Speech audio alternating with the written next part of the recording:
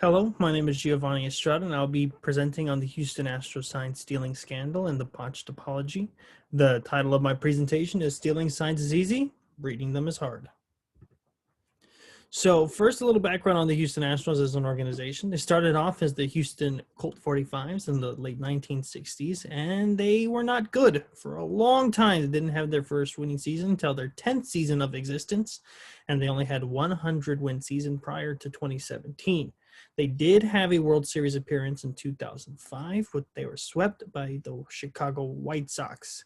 This led from 2012 to 2014, 3 consecutive 100-loss seasons, but this allowed them to draft very well and develop one of the greatest young cores in baseball history. In 2017, that great young core of Jose Altuve, Carlos Correa, Alex Bregman, and George Springer broke onto the scene, and they were firing on all cylinders. General manager Jeff Luhnow decided to trade for Justin Verlander to shore up the rotation, and it worked. They beat the Boston Red Sox in 5 games in the division series, and the first sign of a little bit of trouble and a little bit of extracurricular activities by the Astros was in the ALCS against the New York Yankees, where they won all 4 games at home and lost all 3 games at Yankee Stadium. And of course, when you beat the 27-time champs, you were going to get a little bit of love from all the other 29 fan bases in the game, which they did. And with that victory, they became sweethearts of baseball. They would beat the Los Angeles Dodgers, the second biggest franchise in the sport, in 7 games, including 2 classics, giving a morale boost to the city of Houston after Hurricane Harvey. It was just a feel-good story for the ages. And the winning didn't stop. In 2018, they went to the LCS, lost to the eventual World Series champion Boston Red Sox. In 2019, they went back to the LCS, beat the Yankees in 6 games on a walk-off home run by Jose Altuve, but they would lose the World Series in 7 games. But after all of that, the Houston Astros, even though they were turning into a juggernaut, kind of like New England Patriots, they were still the media darlings, and a lot of teams' fan bases still had a soft spot for the Astros. They were still that feel-good story up until one morning in November when it all changed. They went from lovable losers to the bad guys.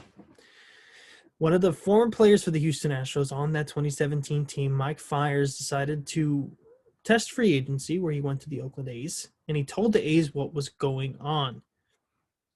He told them that they were stealing signs and how they were doing it with a closed-circuit camera feed from center field focused on the catcher's signs. They would have someone focusing on that monitor, breaking down the signs, and then relaying it to the players in real time, so they knew what pitch was coming. MLB didn't do anything about it, so he decided to go to the press. Ken Rosenthal and Evan Drellich of The Athletic were the ones who broke the story, and overnight it became the biggest scandal in baseball history, superseding the 1919 Black Sox scandal. They went from lovable losers to the villains. Not just any villain, Thanos-level villain. So now the apology. The Houston Astros had 3 months to try to figure out an apology, which makes this so much worse, is that they had so much time. They decided to bring out an initial press release, like all corporations should when it comes to time of crisis. The manager was fired. The general manager was fired. So there was collateral. So there was a lot to mop up. First off, Jim Crane. There were 3 broken ethical values, and I'll point them out as I go along.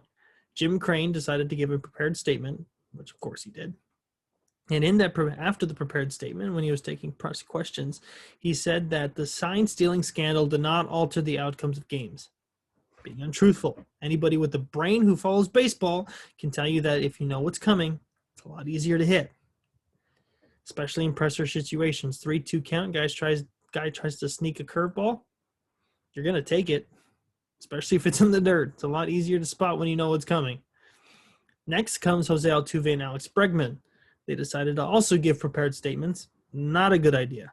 Came across as unauthentic. It wasn't heartfelt. They didn't seem remorseful. It seemed like they were giving an apology because they had to. Not a good look. Third was not being transparent with the fan base. And what I'm referring to is, of course, another disastrous PR stunt was allowing Carlos Correa to give an interview with Ken Rosenthal, where he slammed fellow players on other teams, but they are in a union, so it's a brotherhood of being frustrated with the Astros and their sign stealing antics, which of course they are going to be. You broke the rules above and beyond what was said. Of course they're going to be angry, and rightfully so. Not only that, but then he said that we don't have all the information, so then give it to us. Be transparent. Apparently you haven't been doing that the entire time, and everyone in the other 29 fan bases would like to know what actually happened, because if you want any redemption, we need to know what happened, and the Astros didn't do that. So to show you a little bit of the downfall of this, I'm going to show you two graphs. I went through two different tweets and surveyed the comments, the first 100 comments. I logged them for positive and negative in terms of feel. So the three teams who were most active were the Yankees, the Astros, and the Dodgers. And of course, there were other fan bases, sprinkled in there. The Yankees and the Dodgers were overly negative, and rightfully so. They were losers to the Astros in very competitive series, which if the Astros do not cheat, either one of those teams could win any of those series. The Houston Astros, a lot more positive feedback, mostly because right here, they were kind of trying to do damage control. While the other fan bases, although majority negative, they were a lot more positive than when it comes to the Dodgers and the Yankees. This is one of the first tweets from the initial story break. And right here is after the apology. Yankees and Dodgers goes way down, but you could also tell yourself that there was no way you were going to win those fan bases back. You do win a lot more people in the Astros fan base, which is good, but you still have this chunk of blue right here. You would like it to look like that, but flipped. But the bad one is you couldn't get anybody else in the 27 other fan bases to try to jump on board. There was a lot of loss when it came to that, and that's something that the Astros needed to make ground on in order to at least feel better about themselves. It showed that their apology didn't work. If you lose the other fan bases, that's not good. That shows that what you tried did not work. So now my recommendations. First, I would open up a dialogue with the fan base after the initial scandal broke. If not all the fan base of the Houston Astros, at least the season ticket holders. I would try to keep them as in the loop as much as possible, as legally possible, in order to be more transparent and open with them to show them that you're willing to change. Second, I'd admit that the scheme did in fact alter the course of those games. That's important because that's being truthful not only with the fan base and yourself, but also with the other 29 teams and those players on those rosters and some of the players that had their careers ended or had their legacies ruined because the Astros knew what was coming. It's important, and a lot of teams, maybe not the Yankees and the Dodgers, probably would have been more remorseful or would have felt a lot more sorry if, in fact, they came out and said that it altered the course of those games. And third, I would have the players prepare their own statements. If not, go all the way to like a Carlos Correa where he's just off the rails and trying to give something. Not that far, but at least under the guise of the PR department, have them develop their own statements in order to have more of an authentic feel. Make them seem remorseful. Even if they're not, at least have them seem remorseful. That's also important. Because when it comes to reading signs, they're not that good. They can steal them and they can hit the baseball, but they don't know how to read a room.